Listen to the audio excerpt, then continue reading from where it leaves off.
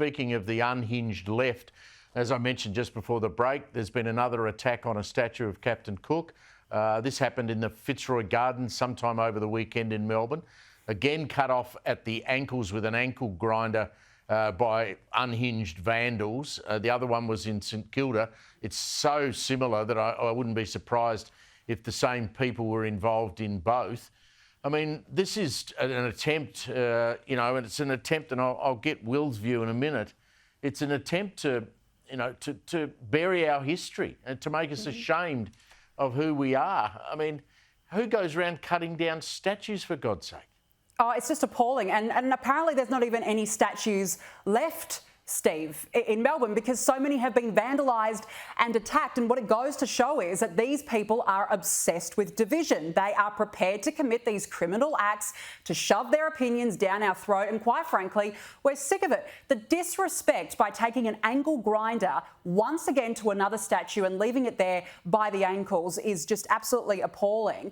And I note that a few weeks ago, Melbourne's Port Phillip Council actually rejected a motion that could have seen a vandalised Captain Cook statue scrapped. So finally, some common sense, but it's very clear that these vandals, they're not going to stop. And in the end, if you're not proud to be an Australian, if you're not proud of your country, if you're not proud of its heritage, see you later. We'll show you the door, because enough is enough. And also, Steve, can you imagine if this was a statue of an Indigenous Australian? Can you imagine the outcry then? I mean, the left would have been up in arms. They would have been crying.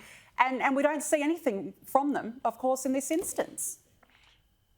Will, I give you a tip. The one in St Kilda, the one in the Fitzroy Gardens, and also the Queen Victoria statue that was daubed with red paint. I tell you, on the Cook statues, they will not be re-erected. Those councils won't put them back up. And they will just, as you said so brilliantly before, they'll just acquiesce to the noisy left, won't they?